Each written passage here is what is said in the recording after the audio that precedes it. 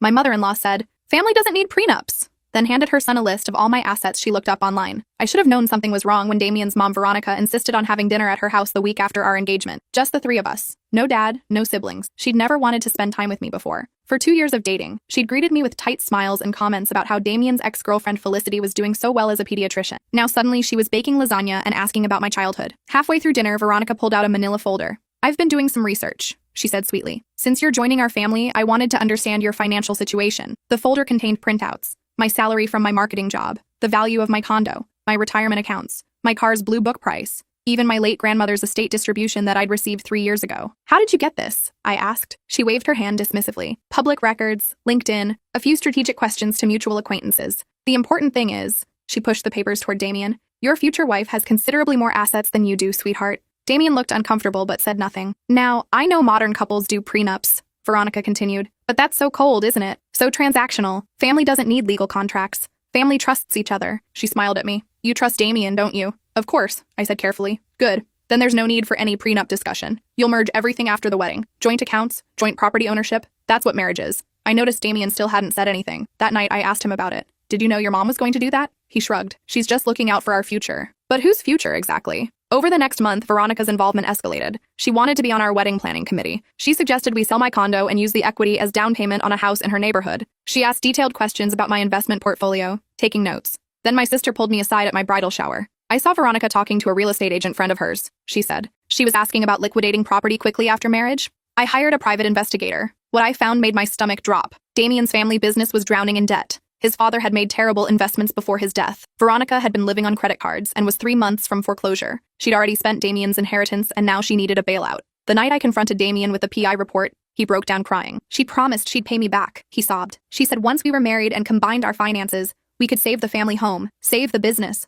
It was supposed to be temporary. You were going to use my money without telling me? She said you'd understand. That family helps family." I canceled the wedding the next morning, but when I went to my bank that afternoon, I discovered something that made everything so much worse. 3 weeks earlier, Damien had added himself to my savings account. The banker showed me the paperwork with my signature, except I'd never signed anything. The signature was close, but the loop in my L was wrong. I always made it clockwise. This one went counterclockwise. "I need to see the video footage from that day," I demanded. The manager hesitated, then pulled it up. On the screen, Veronica walked in with a woman who looked like me from behind. Same height, same hair color, same build. The woman wore sunglasses and a face mask, claiming she had a terrible cold. She'd shown identification with my name on it and signed the documents. The whole thing took 11 minutes. "That's not me," I said, my voice shaking. The manager's face went pale. "We'll need to file a fraud report." I called the police from the parking lot. While waiting for them to arrive, I checked my account balance. $47,000 was missing, nearly everything from that account. I pulled up my credit monitoring app. 2 new credit cards had been opened in my name in the past month, both maxed out. Total fraudulent charges, $83,000. The detective who took my statement was a woman named Officer Rivera.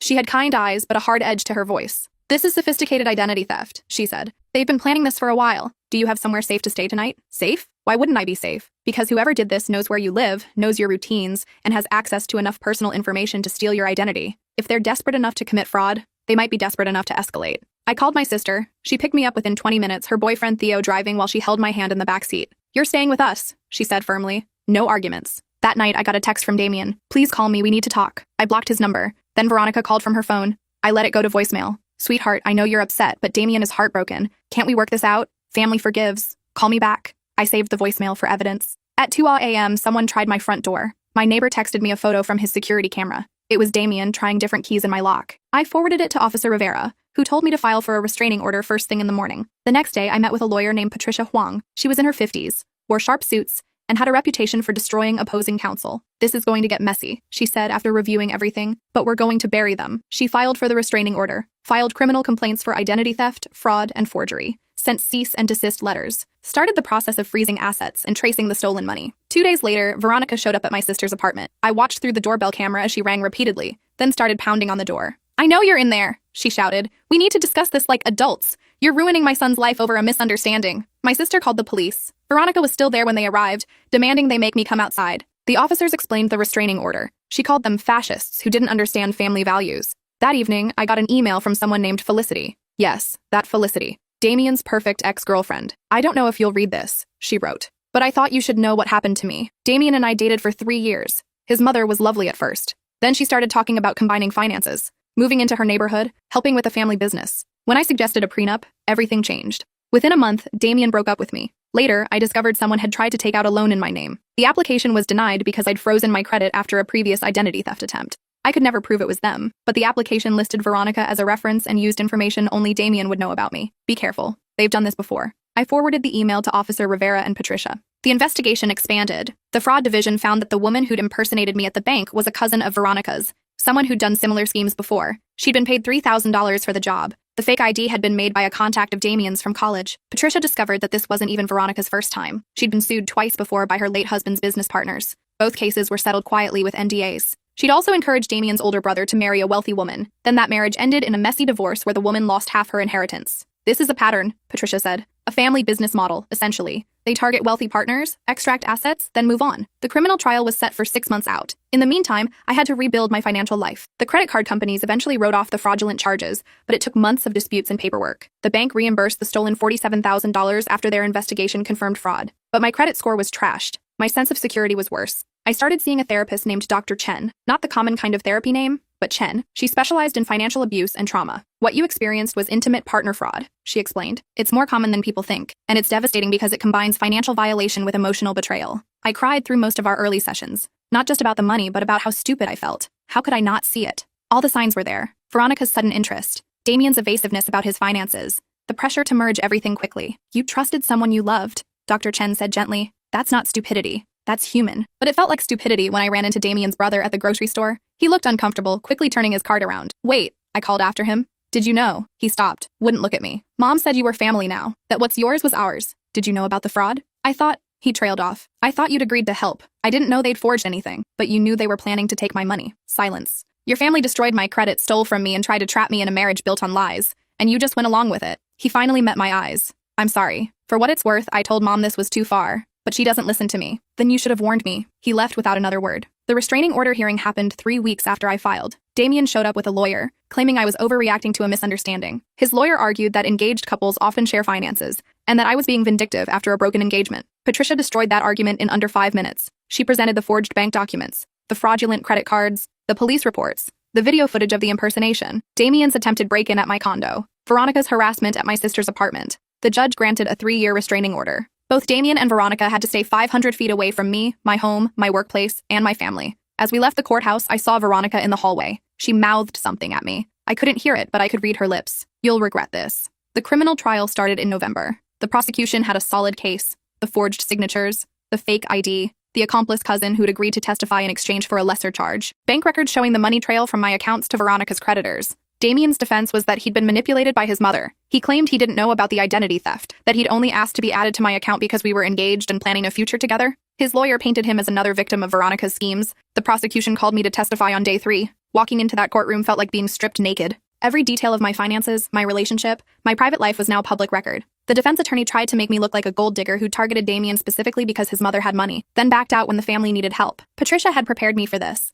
They'll try to flip the narrative, she'd said. Make you the villain. Don't get emotional. Stick to facts. I took a breath and answered calmly. I earned every dollar in those accounts through my own work. I had no idea Damien's family was in financial trouble until I hired an investigator, and I ended the engagement because I discovered he was planning to use my assets without my knowledge to bail out his mother's debts. The fraud came after that, the defense attorney pressed. Isn't it true you refused to help your future mother-in-law when she was facing foreclosure? I refused to have my identity stolen and my accounts drained without consent. Those are different things. By day 5, the jury had heard everything. The accomplice cousin described how Veronica had recruited her, provided my personal information, and coached her on how to impersonate me. The bank manager testified about the forged signatures. Felicity testified about her similar experience with the family. The prosecutor's closing argument was devastating. This isn't about a family helping each other. This is about predators who targeted a young woman because she had assets they wanted to steal. They planned it methodically. They executed it precisely. And when she discovered their scheme, they harassed her, attempted to break into her home, and violated a restraining order. This is fraud. This is identity theft. And these defendants need to be held accountable.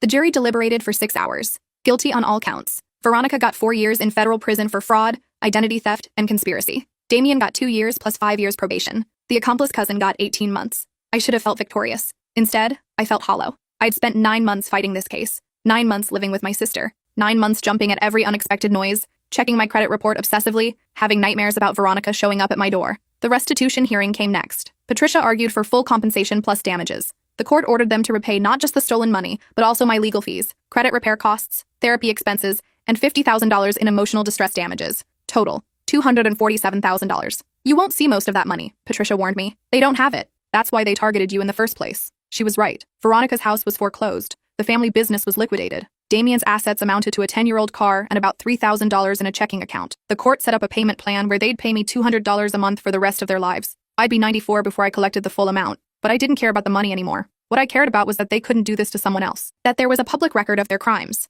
that the next woman Damien dated could Google him and find news articles about his fraud conviction. I moved back into my condo in January, changed all the locks, installed a security system with cameras, got a large dog named Bruno who barked at strangers, started rebuilding my life piece by piece. My sister helped me repaint the bedroom, erasing any memory of Damien ever being there. My friends threw me a divorce without the marriage party where we burned the wedding invitations I'd never sent and drank champagne. But the nightmares continued. I'd dream about standing at an altar, Damien taking my hand while Veronica stood behind him with a knife. I'd dream about signing documents I couldn't read, my signature appearing on papers I'd never seen. I'd dream about checking my bank account and seeing nothing but zeros. Dr. Chen said it was PTSD. Financial trauma affects your sense of safety and control, she explained. Your brain is trying to process a betrayal that hit you on multiple levels: romantic, financial, and familial. I started attending a support group for victims of financial abuse. I heard stories worse than mine. A woman whose husband had taken out a second mortgage on their house without telling her, then gambled it all away. A man whose business partner had embezzled $300,000, forcing him into bankruptcy. A mother whose son had stolen her retirement fund to support his drug addiction. Compared to them, I'd gotten off easy. I was young, employed, had a support system. I could rebuild. But sitting in that circle every Tuesday night, I realized something. Betrayal is betrayal. It doesn't matter if someone steals $500 or $500,000. The violation cuts the same. 6 months after the trial, I got a letter from Damien. It had been forwarded through Patricia's office since he couldn't contact me directly. She'd reviewed it first, confirming it didn't violate the restraining order. I know you'll never forgive me, he wrote, and you shouldn't. What we did, was unforgivable. I've had a lot of time to think in here, and I've come to realize how deeply I betrayed you. My mother raised me to believe family comes first, no matter what. That loyalty to blood supersedes everything else. I see now how toxic that was. How it turned me into someone who could rationalize stealing from the person I claimed to love. I'm writing this because my therapist said I need to take accountability without expecting anything in return. You deserved honesty and partnership. Instead, I gave you lies and theft. I'm sorry. Not because I want forgiveness or reduction of consequences, but because you should know that you weren't wrong to trust me. I was wrong to abuse that trust. I hope you're building a better life. I hope you never think of me again. I hope you find someone who actually deserves you. I read it 3 times. Then I filed it away and never responded. He didn't deserve my forgiveness. He certainly didn't deserve my reply. The letter was about his healing, not mine, and I refused to be part of his redemption story. By the time summer rolled around, I'd been promoted at work. My credit score had climbed back to 720. I'd paid off the therapy bills and security system installation. Bruno had grown into a 90-pound German shepherd who scared away anyone who looked at me wrong. I was okay. Not healed, but okay. Then one evening I got a Facebook message from a woman named Whitney. She'd found me through news articles about the trial. I'm dating Damien's brother, she wrote. The family keeps talking about how you overreacted and ruined their lives. But I looked up the court records. I needed to know the truth. Thank you for fighting back. Because of you, I know what I'm dealing with. I'm ending things with him tomorrow. I stared at that message for a long time. Then I wrote back. Get your credit frozen first. Check your bank accounts. Change your passwords. Document everything. If you need help, call this number. I attached Patricia's contact information. Whitney thanked me and signed off. I never heard from her again, but I hoped she got out safely. That's when I realized the full scope of what Veronica had built. Not just a scam, but a legacy. She'd raised her sons to believe women were resources to be mined. That love was a transaction. That family loyalty meant protecting each other's crimes. And I'd broken that cycle. Not just for me, but for every woman who'd Google Damien's name in the future. For every woman who'd see Veronica's mugshot and think twice.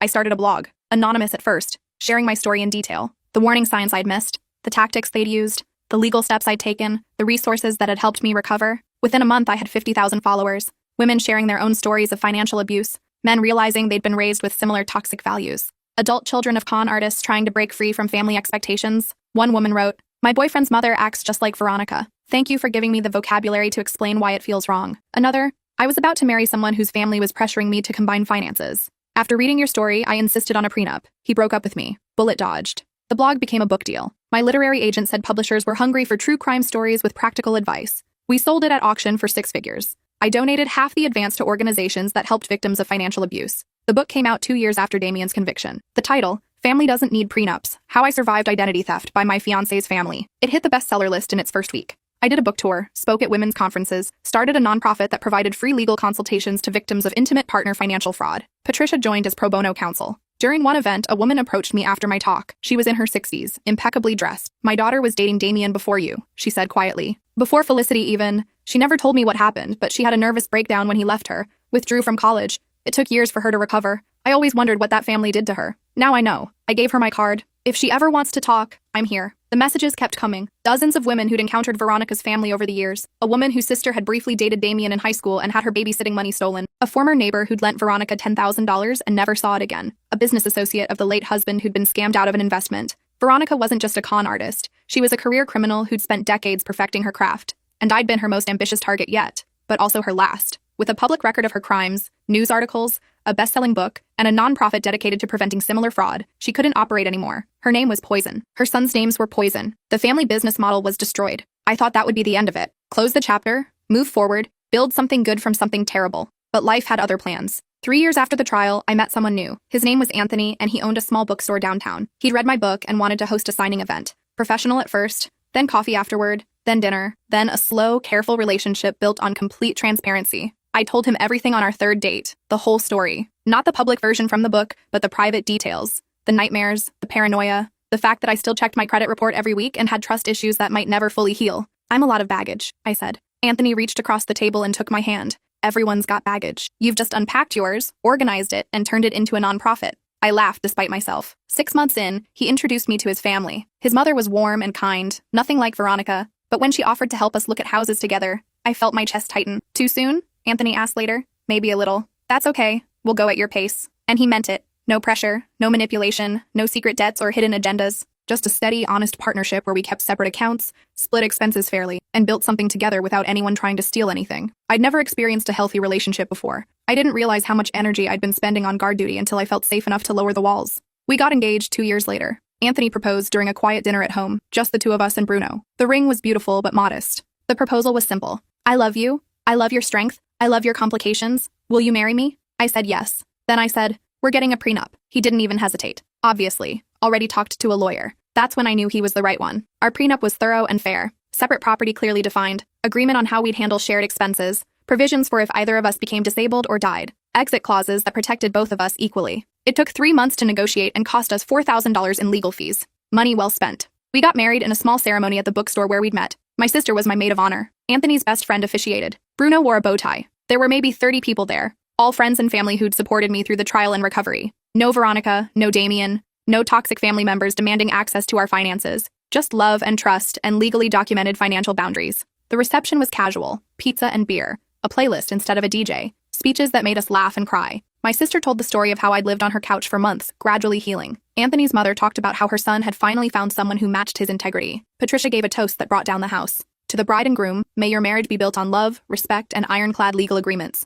Everyone cheered. That night, after all the guests had left, Anthony and I sat in the bookstore surrounded by flowers and empty pizza boxes. We did it, he said. We really did. No interference, no drama, no family members trying to steal your condo. I laughed. The bar is literally on the floor. And yet, so many people can't clear it. He was right. My inbox was still full of messages from women dealing with financial abuse. My nonprofit fielded dozens of calls every week. The problem was bigger than Veronica's family. It was systemic. So I expanded, hired staff for the nonprofit, developed educational programs about financial literacy and abuse prevention, started lobbying for stronger laws around identity theft and intimate partner fraud. The work was exhausting but necessary. Every woman I helped felt like a small victory against the Veronicas of the world. Every law that passed felt like justice delayed but not denied. 5 years after the trial, Veronica was released from prison. She'd served her full sentence with no early parole. The judge had denied it twice, citing lack of remorse. I got a notification from the Victim Services Program. I'd be lying if I said I wasn't terrified. For weeks after her release, I jumped at every shadow. Bruno sensed my anxiety and barely left my side. Anthony installed additional security cameras. I started varying my routines, taking different routes to work. But Veronica never came near me. The restraining order was still in effect.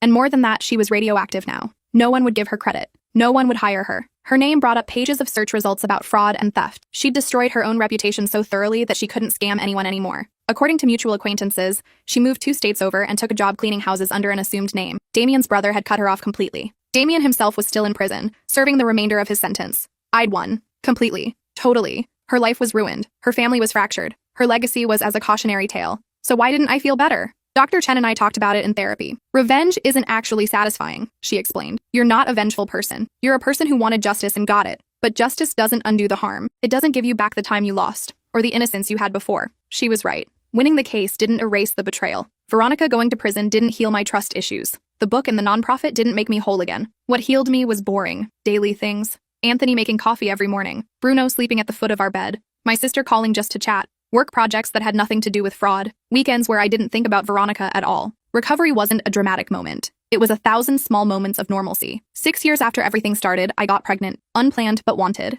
Anthony and I had talked about kids someday, but we'd been focused on building our life together first. When I told him, he cried. Happy tears. We're going to be parents? Apparently. Oh God, we need to childproof the bookstore. I laughed. The baby won't be crawling for months. I know, but still. He was already in preparation mode, reading parenting books and researching the best car seats. His enthusiasm was infectious. But I had moments of fear. What if I passed my trauma down to our child? What if I was too paranoid to be a good parent? What if I raised them to never trust anyone? Dr. Chen reassured me. You're not your trauma. You're a whole person who experienced trauma. Your child will have a mother who's strong, careful, and knows how to set boundaries. Those are good things. I gave birth to a daughter in the spring. We named her Claire, after my grandmother who'd left me the inheritance that had started this whole mess. The one good thing Veronica's greed had revealed, I knew exactly who I could trust. Claire was perfect. 10 fingers, 10 toes, Anthony's eyes, and apparently my stubborn streak based on how she fought sleep. Holding her in the hospital, I made a silent promise. No one would ever use her. No one would ever steal from her. No one would ever make her feel like her worth was tied to her assets. My sister visited with flowers and a stuffed elephant bigger than the baby. She's beautiful, she said,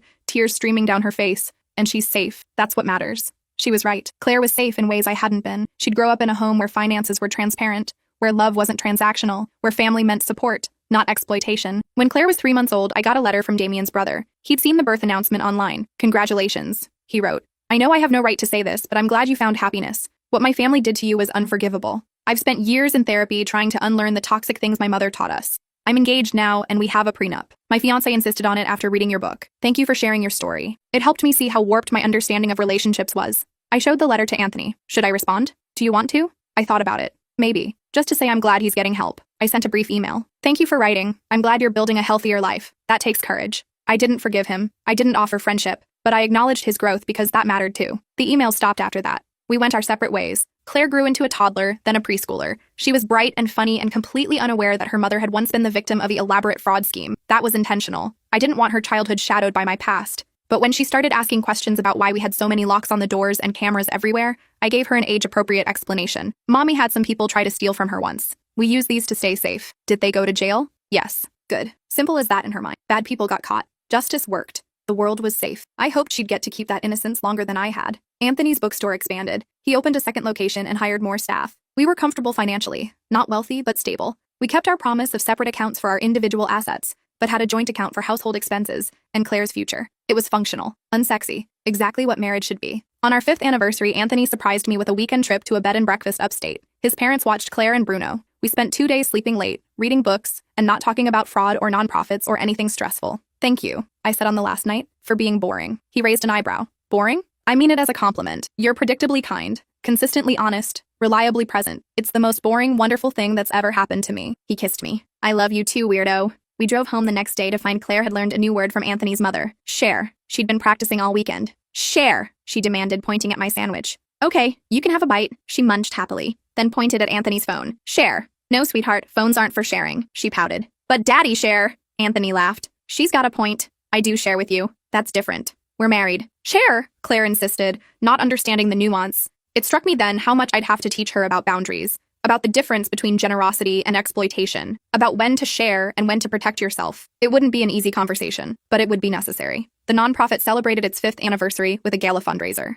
We'd helped over 2,000 victims of financial abuse, secured pro bono legal representation for 500, and lobbied for law changes in 12 states. Patricia gave a speech about our victories. Former clients shared their stories of recovery. I stood at the podium and looked out at the crowd. Survivors, advocates, attorneys, law enforcement, all fighting the same fight. 5 years ago, I thought I was alone, I said. I thought what happened to me was uniquely humiliating. But the more I shared my story, the more I realized how common this is. How many people are being financially abused by partners, family members, people they trust. This nonprofit exists because we refuse to let that abuse happen in silence anymore. We refuse to let victims feel ashamed. We refuse to let perpetrators operate without consequences. The applause was thunderous. After the event, a young woman approached me. She looked maybe 25, dressed professionally. My fiancé's mother keeps asking about my student loan debt, she said. She wants to know how much I owe so the family can help, but something feels off. I knew that feeling. Trust your instincts. But what if I'm being paranoid? What if she's just being nice? Nice people don't need to know your exact debt amount. Nice people offer support without requiring financial disclosure. If something feels off, investigate before you're legally tied to this family. She nodded slowly. Thank you. I gave her my card. If you need help, call me. That was the difference between me and Veronica's other victims. I wasn't staying silent. I was standing in the gap for the next woman, the next man, the next person who needed to know they weren't crazy for feeling uncomfortable. 8 years after the trial, Damien was released from prison. I got the notification and felt nothing. No fear, no anger. Just a distant acknowledgement that a chapter from my past was officially closed. He didn't try to contact me. According to the sparse information I found online, he'd moved across the country and was working construction, kept his head down, stayed off social media. Maybe he'd actually learned something, or maybe he was just waiting for the news articles to fade from the first page of Google results. Either way, he was no longer my problem. Claire started 2nd grade that fall. She came home one day with a school form. "Mommy, teacher says you need to fill this out for emergency contacts." I looked at the form. Standard stuff, but one question made me pause. In case of financial emergency, who should we contact? I left it blank. Anthony noticed. "No one you'd trust for that?" "My sister. But I'm not putting anyone on a school form with access to Claire. Not after everything." He understood. That was the beautiful thing about him. He always understood. Some of my paranoia would never fully fade. I'd always be the person who checked locks twice, who kept separate accounts, who read every document before signing. But I'd turned that vigilance into wisdom. I taught financial literacy classes at the local community center, showed people how to spot red flags, how to protect their credit, how to document everything, how to leave safely if they found themselves in an abusive financial situation. One student, an older woman named Dorothy, stayed after class one evening. "My husband died last year," she said. "My son has been helping me manage the estate, but money keeps disappearing from my accounts." My stomach dropped. "Have you talked to him about it?" "He says I'm confused, that I'm spending it and forgetting, but I keep records. I know something's wrong." I gave her the number for Elder Financial Abuse Services. "Call them tomorrow. This is serious." She did. Within a month, they'd uncovered that her son had been systematically stealing her savings, draining $80,000 over 2 years. He was arrested. She got a court-appointed fiduciary to manage her finances. "You saved my future," she told me later. "I would have lost everything." Stories like hers kept me going. Every person helped, every perpetrator caught, every system changed to better protect victims. The work mattered. When Claire turned 10, she asked about my book. She'd seen it on the bookshelf, asked why Mommy's name was on the cover. I deflected before, but she was old enough now for the truth. I sat her down and told her an edited version, that someone I'd planned to marry had tried to steal from me, that his mother had helped, that I'd stopped the wedding and taken them to court, that they'd gone to prison. "Were you scared?" she asked, terrified. "But you did it anyway?" "I didn't have a choice. Sometimes you have to be brave even when you're scared." She hugged me fiercely. "I'm proud of you, Mommy." I held her close, thinking about all the things I'd survived to get to this moment. The fraud, the trial, the nightmares, the slow rebuild of trust. All of it had led here, to a moment where my daughter looked at me with pride instead of pity. That night, Anthony found me crying in our bedroom. "What's wrong?" "Nothing. Everything's actually right. That's what's overwhelming." He pulled me close. "You've earned this happiness. You know that, right?" "Maybe. Or maybe happiness wasn't something you earned. Maybe it was something you built, piece by piece, after someone tried to tear it all down." The nonprofit hit a milestone the following year. 10,000 victims served. We'd grown from my living room operation to a staff of 15, offices in 4 cities, and partnerships with legal aid societies across the country. We'd helped pass legislation in 20 states strengthening penalties for intimate partner financial fraud. Veronica's name came up occasionally in our training materials, the case study, the cautionary tale, the example of how far predators would go. But she wasn't the focus anymore. The focus was prevention, education, empowerment, making sure the next generation of young women and men knew the warning signs, knew their rights, knew they deserved partnerships built on transparency, not transactions. I spoke at a college about financial abuse awareness. A student raised her hand. "How do you know when someone's genuinely having financial troubles versus when they're trying to scam you?" Good question. Genuine financial troubles come with humility and boundaries. Someone who's genuinely struggling won't pressure you to merge accounts immediately. They won't research your assets without permission. They won't forge your signature. They'll be honest about their situation and respect your need to protect yourself. Scammers, on the other hand, use urgency, guilt, and secrecy. They make you feel like you're the problem for having boundaries. Another student. "What if it's your family doing it?" That's the hardest situation, because we're taught that family is sacred, that blood is thicker than water. But the full phrase is actually, "The blood of the covenant is thicker than the water of the womb." The bonds we choose can be stronger than the bonds we're born into. If your family is exploiting you financially, you have every right to protect yourself, even if that means cutting them off. The room was silent, heavy. "I know that's hard to hear," I continued. "I know some of you have family members who've helped you, supported you, loved you.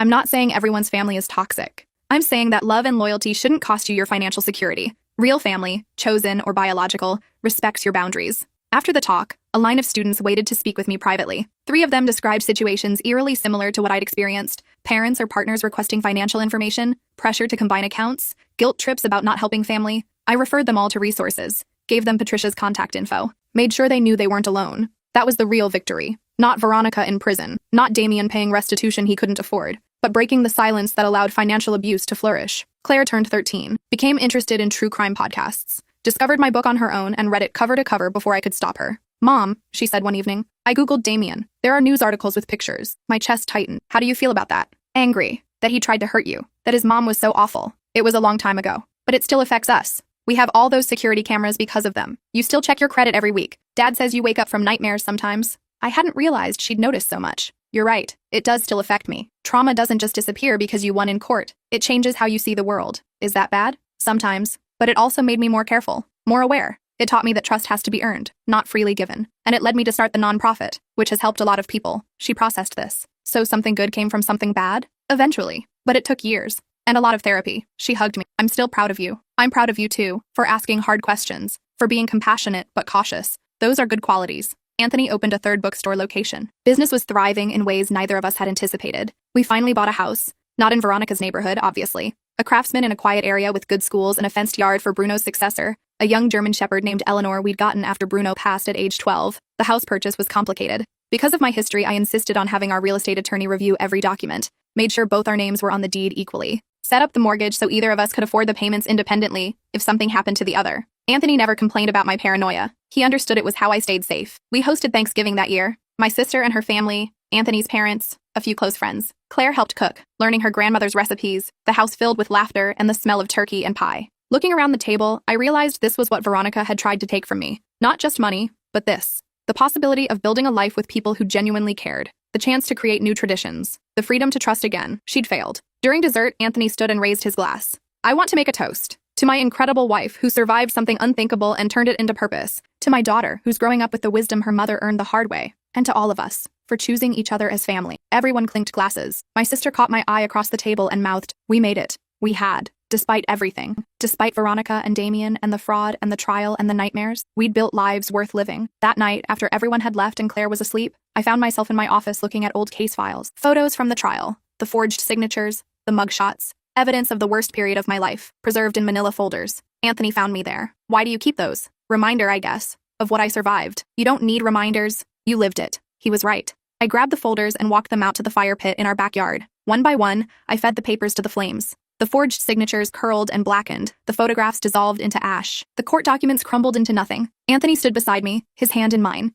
"Are you sure?" he asked. "I'm sure. I don't need to carry this anymore. The story exists in my book. The nonprofit continues the work. But me personally, I'm done living in that moment." We watched the fire burn down to embers. The smoke rose into the night sky, carrying away the last physical remnants of what Veronica had done. I couldn't erase the experience from my memory, couldn't undo the trauma or heal the old wounds completely, but I could choose what I carried forward. And I chose this. The quiet house behind me, the man beside me, the daughter sleeping safely upstairs, the work that gave meaning to the pain, the knowledge that I'd survived and built something beautiful from the ashes. Veronica had tried to steal my future. Instead, she'd forced me to fight for it. And in fighting, I'd discovered exactly how strong I was. The fire died down. We went inside, locked the doors, set the alarm, checked on Claire, went to bed in a house we owned free and clear with separate accounts that no one could touch, and love that didn't require contracts because it was freely given. I'd won, not in court, though that helped, not through revenge, though justice mattered. I'd won by refusing to let what happened define my capacity for trust, by building a life so full of genuine love that Veronica's betrayal became just one chapter in a much longer story. Claire graduated high school with honors, got accepted to several colleges with full academic scholarships. She chose to study law with a focus on consumer protection and financial fraud. "Following in your footsteps," she said. "You don't have to. You can do anything." I know, but this matters. After reading your book and seeing the nonprofit's work, I want to help people like you help them. Is that okay? My eyes filled with tears. More than okay. She went off to college, brilliant and cautious and kind. Everything I'd hoped she'd be. Not damaged by my trauma, but informed by it. Not paranoid, but appropriately careful. Not cynical, but realistic about human nature. The nonprofit continued growing. We partnered with banks to create better fraud detection systems, worked with law enforcement to improve training on financial abuse cases, developed educational materials for high schools about healthy financial boundaries and relationships. And every year on the anniversary of my broken engagement, I took the day off. Not to wallow, but to celebrate. To remember that the worst day of my life had ultimately led to the best years. 15 years after everything happened, I got an unexpected email from Felicity. Yes, that Felicity. We'd corresponded briefly during the trial, but hadn't stayed in touch. "I don't know if you remember me," she wrote, "but I wanted you to know I just got engaged. To a man who respects boundaries, who has a healthy relationship with his mother, who suggested a prenup before I even brought it up. I don't think I could have gotten here without your example. Thank you for fighting back. Thank you for speaking up. Thank you for showing us all that we don't have to accept abuse as the price of love." I replied, "Congratulations. You deserve happiness and safety. Both are possible." She sent me a wedding invitation months later. I didn't attend. It felt too weird, but I sent a gift. A copy of my book inscribed with, "To Felicity. May your marriage be built on transparency, trust, and a really good prenup." She sent a thank you note with a photo of her and her new husband holding the book and laughing. "It's already in our prenup that if either of us becomes a Veronica, the other gets everything and all the pets." I laughed. It felt good to laugh about it, to have moved far enough past the trauma that it became dark humor instead of open wound. Anthony and I celebrated our 20th wedding anniversary with a trip to Italy. Claire watched the house and both dogs. We spent 2 weeks eating pasta, drinking wine, and not checking our phones. On our last night in Rome, sitting at a sidewalk cafe, Anthony said, "Do you ever think about what life would have been like if you'd married Damien?" "Sometimes. In nightmares." Serious question, though. I thought about it. I'd probably be divorced by now. Broke. Maybe with my own version of your mother's manipulation. I definitely wouldn't have started the nonprofit or written the book. I might have just faded, became smaller and smaller until there was nothing left. Instead, you became magnificent. I smiled. I became careful, which led to confident, which led to purposeful. Not sure about magnificent, I'm sure. You saved thousands of people, changed laws, raised an amazing daughter, built a life that makes you happy. That's pretty magnificent. We clinked wine glasses and watched the sunset over the Tiber. The next day, we flew home. Back to reality. Back to the nonprofit and the bookstores and the comfortable rhythm of long marriage. Back to the life I'd fought so hard to build and protect. My phone lit up with messages. The nonprofit had just secured a major grant. A documentary crew wanted to interview me about financial abuse awareness. Claire had aced her law school entrance exam. Good news. All good news. I looked out the plane window as we descended toward home. Somewhere out there, Veronica was living her diminished life. Damien was probably still trying to rebuild his reputation. The accomplice cousin had likely found new ways to make money illegally, but they weren't my problem anymore. They were cautionary tales, examples in training materials, names in court records, nothing more. I'd moved on, not by forgetting, but by growing beyond what they tried to do to me. By turning victimization into advocacy, pain into purpose, fear into wisdom. The plane touched down. Anthony squeezed my hand. Home. Home. Where my daughter was waiting. Where my work mattered. Where my past informed my present without poisoning it. Where I could sleep peacefully without wondering if someone was stealing from me. Where trust was earned slowly and kept carefully and never ever taken for granted. 20 years after Veronica had pulled out that manila folder at dinner, I finally understood something important. She hadn't just shown me how predatory people could be. She'd forced me to discover how powerful I was, how resilient, how capable of transformation. She'd tried to take everything. Instead, she'd given me proof that I could survive anything. And I had. I really, truly had. We drove home from the airport. The house looked exactly as we'd left it. Solid, secure, ours. No one could take it without a fight. And after everything I'd been through, I knew exactly how to fight. I unlocked the door. Eleanor barked her greeting. Claire called out from the kitchen that she'd made dinner. Anthony carried our suitcases upstairs. Ordinary moments, normal life, the kind of peaceful, boring existence that people who haven't had everything threatened take for granted. But I never took it for granted. Not for a single day. Because I knew exactly how much it cost to build. How much it took to protect. How valuable it was to have a life where the only person with access to your bank account was you, and maybe your spouse, who proved their trustworthiness over years, not weeks. That night, lying in bed, I thought about that dinner 20 years ago, about young, naive me sitting across from Veronica, looking at printouts of my assets, not understanding yet that I was prey. If I could go back and tell that version of myself one thing, it would be this. The betrayal is coming. The pain is real. But you survive it. You do more than survive. You transform it into something meaningful. You become someone who helps others survive their own betrayals. You build a beautiful life on the other side of disaster. And most importantly, you never, ever let anyone tell you that family doesn't need prenups. Family, real family, respects boundaries. The rest are just people who want your money.